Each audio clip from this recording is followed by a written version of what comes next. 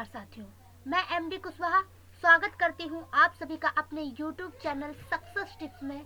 मैं इस चैनल के माध्यम से अपने पढ़ाई के अनुभव शेयर कर रही हूँ जो मैंने अब तक सीखा है।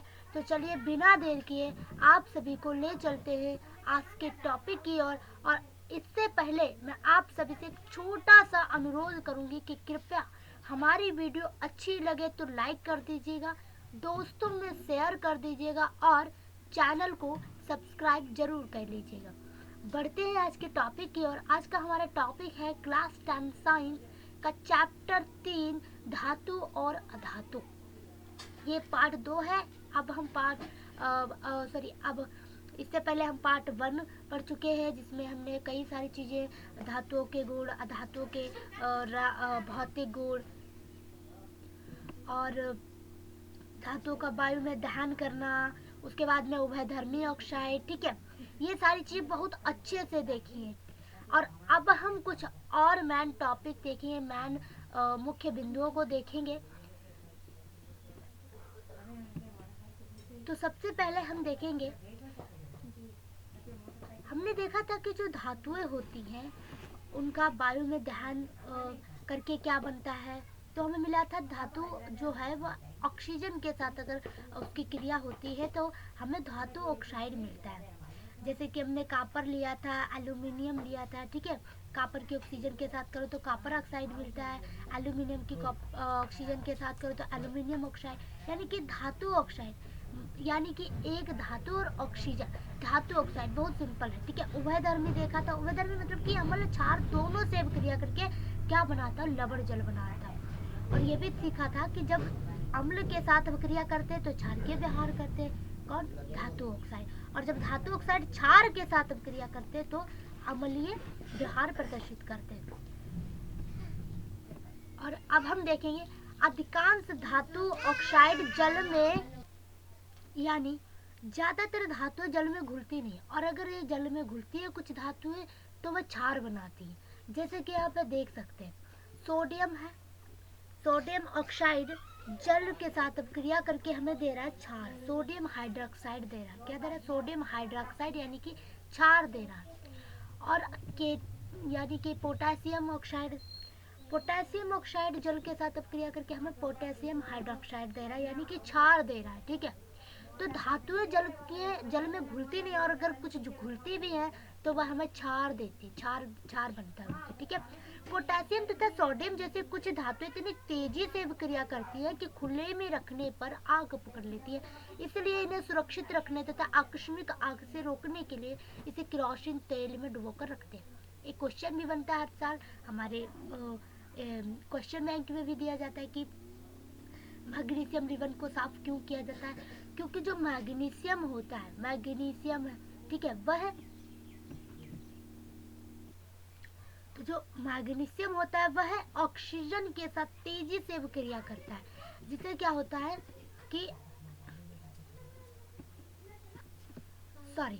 मतलब जो मैग्नीशियम होता है उसकी सतह पर अगर हम ऑक्साइड की पतली परत चढ़ा दें, ठीक है, तो ये क्या करती है, ऑक्सीकरण से सुरक्षित करती है, धातु को क्या करती है, ऑक्सीकरण से सुरक्षित करती है। अगर ऑक्साइड की पतली परत चढ़ाते तो उस पर क्या होता है, ऑक्साइड की पतली परत चढ़ी हुई होती है मैग्नीशियम पर, इसलिए हम इसे क्या करते हैं, जलाने से पहले साफ करते हैं, ठीक है।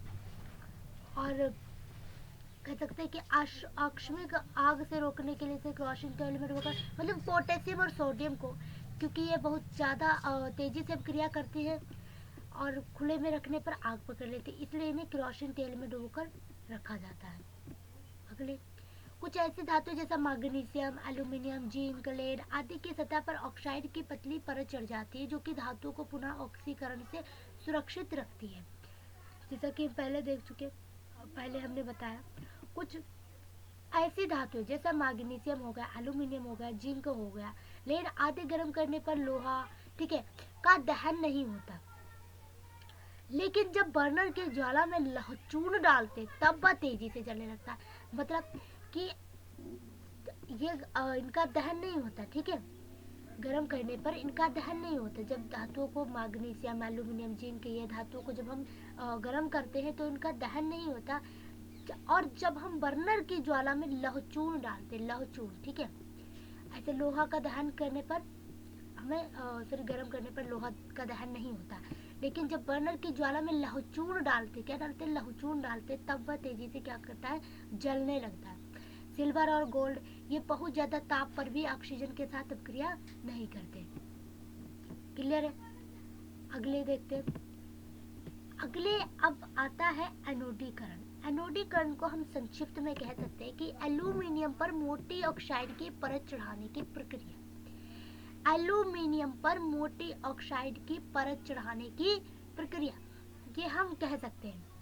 तो जो एनोडीकरण है, तो हमने देख ही लिया कि एल्यूमिनियम पर मोटी ऑक्साइड की परत चढ़ाने की प्रक्रिया, ठीक है, उसे ही हम एनोडीकरण कहते हैं।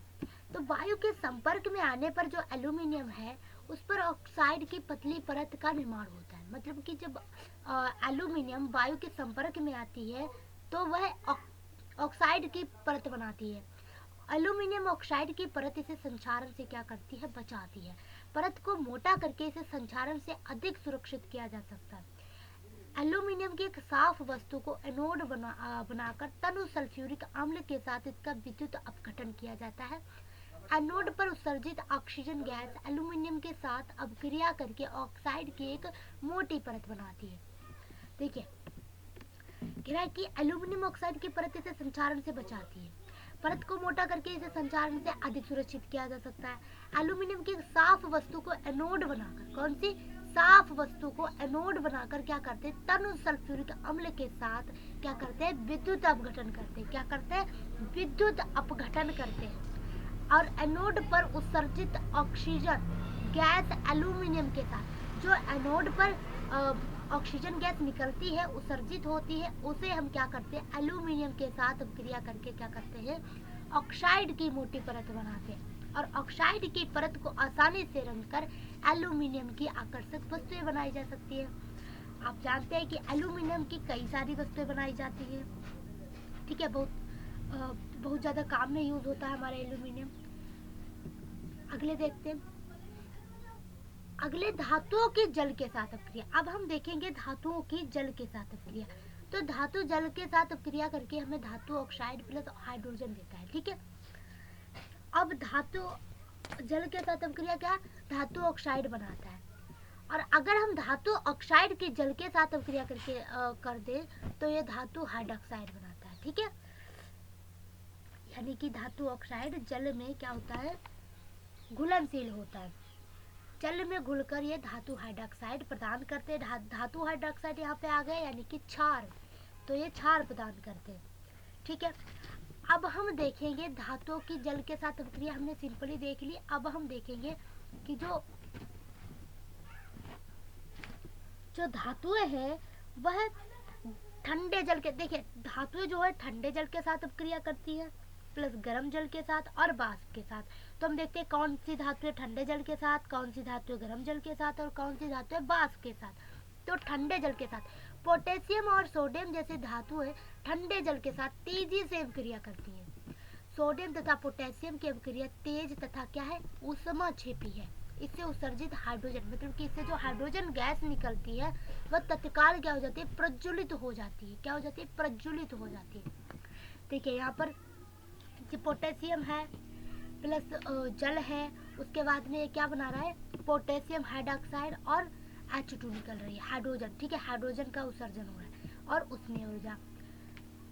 उसके बाद में Na सोडियम, यहाँ पर पोटेशियम और उसके बाद में फिर सोडियम जल के साथ हमें दे रहा है सोडियम हाइड्रोक्साइड और प्लस हाइड्रोजन और उसमें ऊर्जा, ठीक है। फिर जल के साथ अब कैल्शियम की अपक्रिया थोड़ी धीमी होती है। जल के साथ कैल्शियम की अपक्रिया जो है वह थोड़ी धीमी होती है। यहाँ उत्सर्जित ऊष्मा हाइड्रोजन के प्रज्वलित होने के लिए पर्याप्त नहीं होती। मतलब कि जो कैल्शियम है वह कैल्शियम की अपक्रिया क्या है, वह थोड़ी जल के साथ क्या है, धीमी होती है। जैसे कि यहाँ पे कैल्शियम की अगर हम जल के साथ अपक्रिया करेंगे तो जो यहाँ पर ऊष्मा उत्सर्जित होगी, ठीक है, वह हाइड्रोजन के प्रज्वलित होने के लिए पर्याप्त नहीं होगी। यानी कि उसमें ऊर्जा वहाँ पे निकलेगी नहीं, ठीक है। ऊष्मा उत्पन्न होगी लेकिन प्रज्वलित नहीं होगी, यानी कि जलेगी नहीं, तो जलना नहीं शुरू होगी। जैसे कि यहाँ पर देख सकते हैं कैल्शियम और हाइड्रोजन जल क्या कैल्शियम हाइड्रोक्साइड प्लस H2, लेकिन यहाँ पे उसमें ऊर्जा नहीं निकल रही। ठीक है, अब अगले देखते हैं। अगले हमारा मैग्नीशियम, यानी कि अब हम यहाँ पे देखेंगे कि गर्म जल के साथ अपक्रिया। क्या देखेंगे? गर्म जल के साथ अपक्रिया। तो मैग्नीशियम जो है वह गर्म जल के साथ अपक्रिया करता है, ठीक है, और ये ठंडे जल के साथ अपक्रिया नहीं करता। मैग्नीशियम गर्म जल के साथ अपक्रिया करके हमें मैग्नीशियम हाइड्रोक्साइड देता है, ठीक है, मैग्नीशियम हाइड्रोक्साइड बनाता है। तो जब मैग्नीशियम हाइड्रोक्साइड बनाता है तो क्या होता है कि हाइड्रोजन गैस के बुलबुले, जो हाइड्रोजन गैस है उसके बुलबुले मैग्नीशियम धातु की सतह से क्या हो जाते हैं, मैग्नीशियम धातु की सतह से चिपक जाते हैं, यानी कि वह तैरना प्रारंभ कर देते हैं। अब हम बात करें तो एल्यूमिनियम, आयरन, जिंक जैसी धातुएं जो है वह वाष्प के साथ क्रिया करती है। हमने ठंडे जल के साथ अपक्रिया देख ली, गर्म जल के साथ देख लिया मैग्नीशियम, उसके बाद में अब देखेंगे वाष्प के साथ अपक्रिया, यानी कि एल्यूमिनियम, आयरन और जिंक। ये अपक्रिया करके क्या करते हैं, धातु ऑक्साइड और हाइड्रोजन प्रदान करते हैं। मतलब जो एल्यूमिनियम, आयरन, जिंक जैसी धातु वाष्प के साथ अपक्रिया करके धातु ऑक्साइड और हाइड्रोजन प्रदान करती है। जैसे कि यहाँ पे एल्यूमिनियम है, ठीक है, उसके बाद में जल है, यानी कि गैस के रूप में है, वाष्प के रूप में है।